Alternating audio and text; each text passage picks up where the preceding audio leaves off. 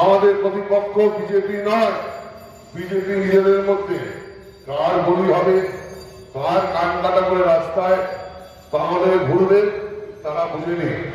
আমাদের প্রতিপক্ষ হল বামফ্রন্ট। বামফ্রন্টের যে প্রার্থী আমি শুনেছি অত্যন্ত ভদ্র মানুষ, ভালো মানুষ।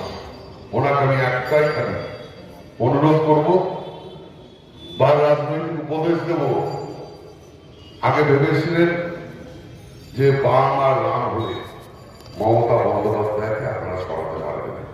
আপনাদের অবস্থা হয়ে গেছে সকালে পানি লঙ্কার মতো। বাড়ির বড় কর্তা বাজার করতে গেলে একটা ফুলকপি কেনে, একটা বাঁধাকপি কেনে, কিছু গাজর কেনে, কিছু টমেটো কেনে, একটা থলিতে কিছু আলু কেনে, কিছু পেঁয়াজ কেনে। কেনার পর সবজি বলাকে বলে কিন্তু কিছু লঙ্কা দেবি না, খালি দেবে খালি দেবে।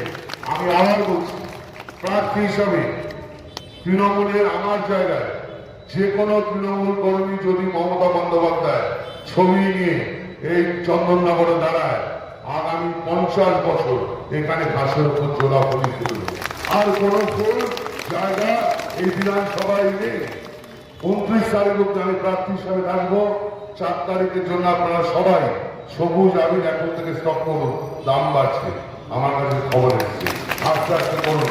4 তারিখের পর আমরা রেকর্ড ভোটে মমতা বন্দ্যোপাধ্যায়কে এই বিধানসভা থেকে জয়যুক্ত করার পর আমি আবার বিগত 10 বছরের মতো আমার এখানকার 2,20,000 ভোটার, সে যে দলেরই হোক, সব দলের মানুষের বিধায়ক হিসাবে বিগত দিনেও যেভাবে কাজ করেছি আগামী দিনও আমি একইভাবে কাজ করব।